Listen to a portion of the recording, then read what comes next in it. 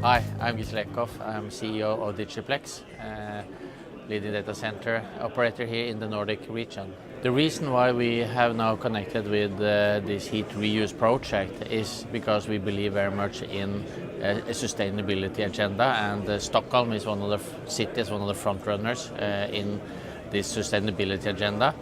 And the way we look at this is that data centers is one of the biggest consumer of power, and also one of the most, let's say, polluters globally.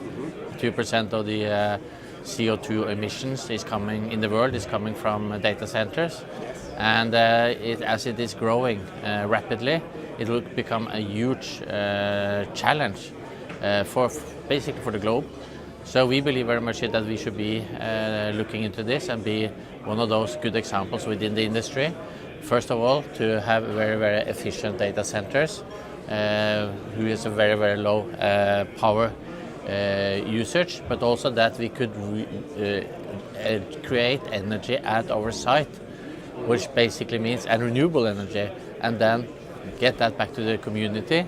And in this particular case, this is the first data center ever globally who has been retrofitted to be able to do this heat reuse, and it will in fact fuel up around 10,000 apartments. So it is not just small numbers, and we believe very much in that, as I said, the data center is such a big component of the CO2 emission challenge for the globe, and working with a project like this will help dramatically in reducing that over time.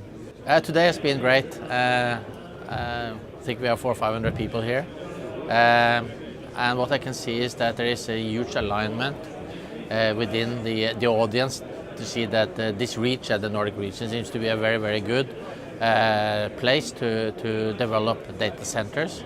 And I can see a lot of the people flying in here can also now see that it's a good idea to get here, and not to only learn, but also to see what we're doing here and what kind of skills there are in the region. But also what we already have developed of data centers with a lot of awards, both from DCD and from others. So I think this is a good day to share experience, and we had a very good plenum this morning, and there's a lot of commitment to the sustainability agenda from a lot of parties. I think what we have been saying for years is like the power prices is low and all of this, but there are other things that I think they should focus on now, and that is this project with the heat reuse that we launched the press release on yesterday, which I think will be a front runner also for other capitals in Europe, and it is a good way of basically